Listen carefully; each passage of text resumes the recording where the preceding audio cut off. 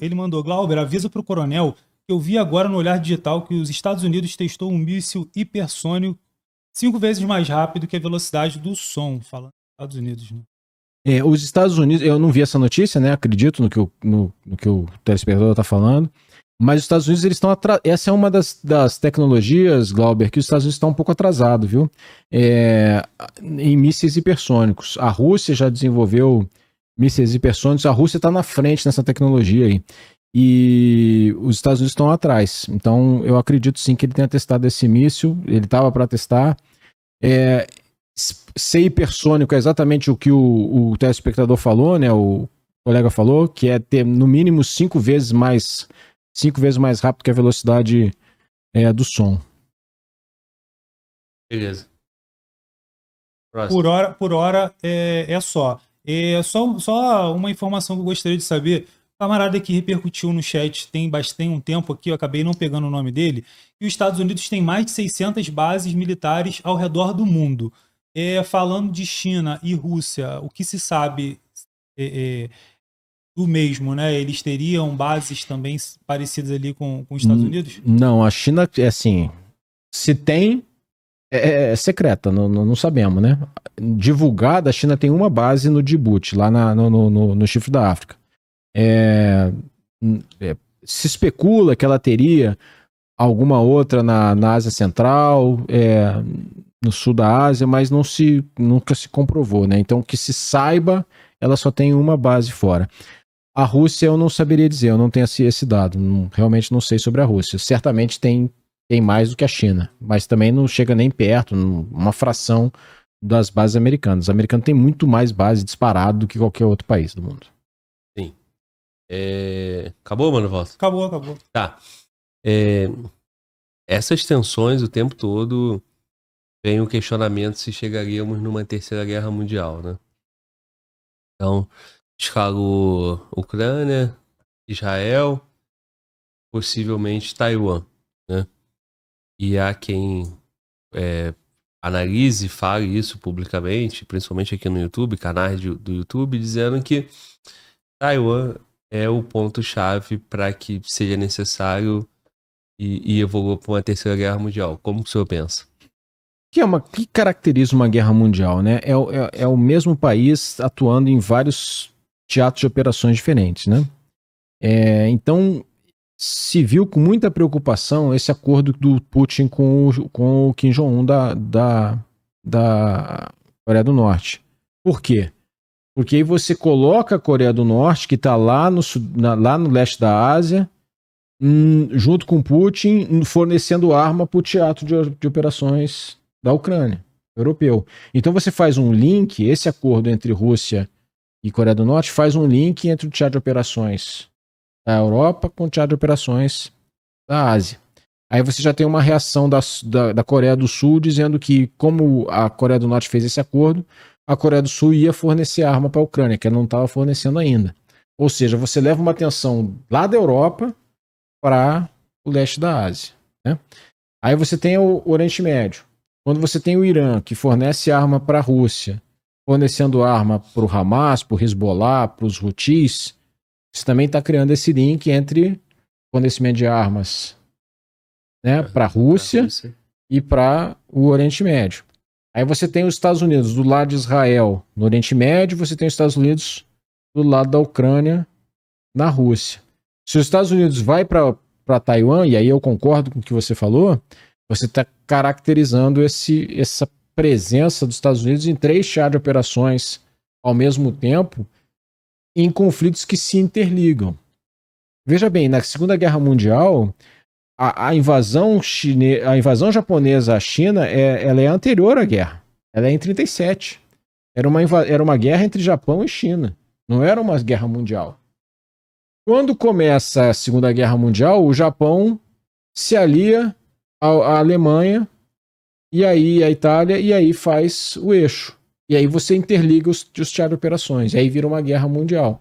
Aí os Estados Unidos tem a Pearl Harbor, ele vai para a guerra contra o Japão e entra na guerra na Europa. Por quê? Porque eram aliados. Porque quando os Estados Unidos entram em guerra contra o Japão, os Estados Unidos não estavam em guerra com a Alemanha. a Alemanha declara guerra aos Estados Unidos. E aí interliga os teatros de operações. Então, eu concordo. Taiwan é um ponto-chave para uma guerra mundial. Mas, por um outro lado, vai ter uma outra corrente que vai compreender que guerra mundial parou na Segunda Guerra, porque agora você tem a força nuclear, né? Então, que seria a dissuasão necessária para que ninguém startasse o primeiro passo, né? Como é que fica isso? É possível potências nucleares travarem uma guerra que não seja nuclear? É possível. Contanto que o Estado, a existência do Estado não seja colocada em jogo. É possível Estados Unidos e China travarem uma guerra sem ser nuclear? É possível, já aconteceu. Guerra da Coreia. Guerra da Coreia, Estados Unidos e China se enfrentaram. Eram duas potências nucleares, se bem que naquela época a China não, tô falando bobagem, a China não era potência nuclear ainda. Mas é possível uma guerra em Taiwan sem ser uma guerra nuclear? É possível. Você restringe o teatro de operações a Taiwan, você não atira, não dá nenhum tiro dentro do território chinês, o Estado chinês não está em risco, então pode ser que ela não escale uma guerra nuclear. Agora, é caminhar numa corda bamba, né, Cláudio? Sim. Por exemplo, você restringe o teatro de operações à Ucrânia, digamos que a OTAN entrasse na guerra, mas entrasse sem atirar na Rússia, só na tropa russa no interior da Ucrânia. Talvez você pudesse evitar uma guerra nuclear. Mas você está caminhando na corda bamba, né? Você está caminhando num risco que nós nunca corremos. Você tá caminhando num terreno desconhecido. Está caminhando no desconhecido. Isso nunca aconteceu antes. Sim. Porque pós-Segunda Guerra entrou naquela questão da Guerra Fria e aí predominou os embargos econômicos, as sanções e tal. Entendia que seria o suficiente. Porque se sabia, né, que uma guerra... Porque é o seguinte também, né? Naquela época, a dissuasão nuclear, ela leva em consideração a arma nuclear estratégica. É o míssil aquele que vai sair dos Estados Unidos e vai direto para Moscou. É o míssil que vai sair da Rússia e vai direto para Washington, né? É uma guerra de aniquilação, é uma guerra total, né? Hoje você já raciocina, por exemplo, em arma nuclear tática, né?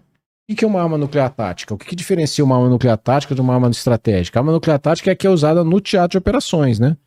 Então, por exemplo, será que se a Rússia usar uma arma nuclear tática, digamos que a Rússia fique de saco cheio da guerra e fale que quero acabar essa porra. Vou usar uma arma nuclear tática numa área, a Ucrânia é um país grande, numa área relativamente pouco habitada da Ucrânia, numa área rural, que cause relativamente poucas baixas, que a radiação fique contida a um perímetro relativamente pequeno. Será que se a Rússia fizer isso, os Estados Unidos vai reagir com uma arma nuclear em Moscou? Não vai. Não vai. Então hoje nós estamos vivendo uma situação em que até o uso da arma nuclear passa a ser visto como uma possibilidade. Isso era impensável até muito pouco tempo. O uso da arma nuclear significava o fim da mútua destruição assegurada. Um vai atirar no outro. Hoje você já consegue ver, é lógico que se isso acontecesse, haveria uma repercussão muito forte da comunidade internacional, a Rússia ia ficar completamente isolada, ia ter outras repercussões políticas, né? Eu tô falando só do ponto de vista da reação nuclear. Sim. Né? Haveria muitas reações, mas será que haveria reação nuclear? Provavelmente não. Porque os Estados Unidos não vai arriscar uma guerra nuclear com a Rússia por causa de uma bomba nuclear tática na Ucrânia. É o que eu te falei, é aquele interesse vital. Né? Vai fazer embargo, vai fazer tudo, mas não vai fazer o fim do mundo, né? Então isso aí não evitaria uma terceira guerra mundial. Nesse ponto, o senhor entende que é possível ter uma terceira guerra mundial ainda que estejamos no mundo nuclear. Um mundo de potencial bélico nuclear. Eu acho que em tese é possível. O que eu volto a dizer, né? Nós estamos caminhando no desconhecido, né? É facinho de dar é facinho de descambar para uma guerra total. Sim.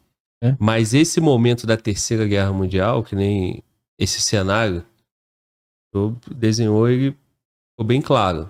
Mas nós estamos muito longe disso ainda, porque os Estados Unidos, por mais que na minha leitura, o senhor me corrige, mais que ele esteja atuando na Ucrânia, em Israel, mas ele não está diretamente, né? Está naquele nível de guerra de procuração, né? Isso. Então precisa evoluir para a tropa nesses 3 cenários, ou nesses 2 cenários. Precisa. Tropa americana, tropa russa. Eu acho que sim, porque senão você está fazendo uma guerra por procuração.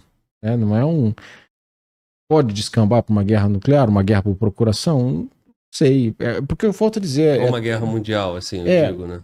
Porque é o que eu falo, Glauber. As pessoas têm que estar dispostas a morrer, né? Uma guerra, as pessoas têm que estar dispostas a morrer. Você só vai estar disposto a morrer por alguma coisa muito importante para você, né? Muito importante. E você não vai fazer uma guerra nuclear, uma guerra total, se não for por uma coisa muito importante. As pessoas não são malucas, né? Você tem que partir da premissa que os estados são entes racionais, né? Que um mínimo de racionalidade vai ser mantido, né?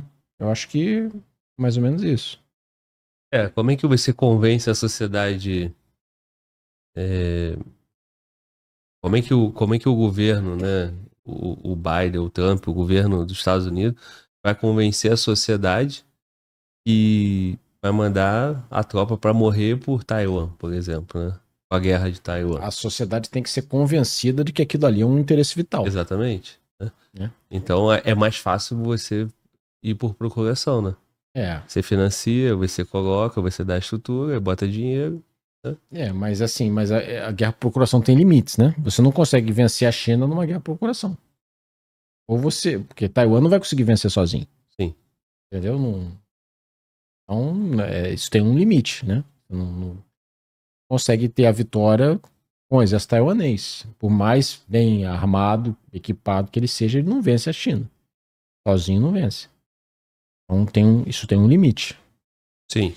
Para fechar, eu vou privilegiar aqui o chat com a pergunta do Carlos Santos, que é membro do nosso canal, e ele tá todo ao vivo aqui com a gente, né? Movimentando o chat, ele fala: se vai ter terceira guerra ou não, a pergunta que vem é: haverá outra grande potência mundial depois dos Estados Unidos? Haverá, né? Eu acho que sim. Ao longo da história da humanidade, as potências mundiais foram se revezando, né? Então, o Império Romano reinou sobre toda a terra conhecida, né? O Mediterrâneo, o Mediterrâneo era cercado pelo Império Romano. O Reino Unido era o império onde o sol nunca se punha, né? Então, da Ásia à América era do Império Britânico. Chegamos ao momento dos Estados Unidos. Esse momento um dia vai passar, né? Vai ser a China a próxima? Se a gente fosse apostar hoje, seria, mas a gente não sabe o que vai acontecer amanhã, né? Índia, não sei, Rússia, Índia. A Índia tem mais chance que a Rússia. Mas China, então vai chegar esse dia, né? Se o mundo não acabar antes, esse dia vai chegar. Que os Estados Unidos vão ser superados por alguém. Cabe aos Estados Unidos tentarem postergar ao máximo, né? Esse dia. Né? Eu acho que sim. E qual foi o período mais curto, né? Qual foi o império mais curto? Desculpa jogar essa pergunta. Não sei se. Eu acho que. Se a gente considerar que os Estados Unidos, né, passaram a ser a potência primordial, vamos colocar em um marco no fim da Primeira Guerra, talvez seja os Estados Unidos, né? Isso que eu ia dizer. Os Estados Unidos, pelo que se apresenta, ele tá... É possível que seja o império mais curto, né? A hegemonia mais curta. Mas é que assim, o mundo hoje, a tecnologia, ela acelera o tempo das coisas, né? Você, para criar riquezas no século XVI, XVII, XVIII, XIX, era muito mais lento, né? Hoje você cria riqueza com uma velocidade muito maior, né? Então a evolução das coisas ela é muito acelerada, né? O tempo, a tecnologia acelera o tempo, é uma máquina de acelerar o tempo, né? Então essa comparação ela é meio injusta, né, com os Estados Unidos. Sim. Mas acho que os Estados Unidos seria mais curto, né? Talvez. Sim. Se a gente fosse entrar em teoria da conspiração, dá pra falar mais 1 hora só sobre esse ponto aí. Mas como tu não gosta,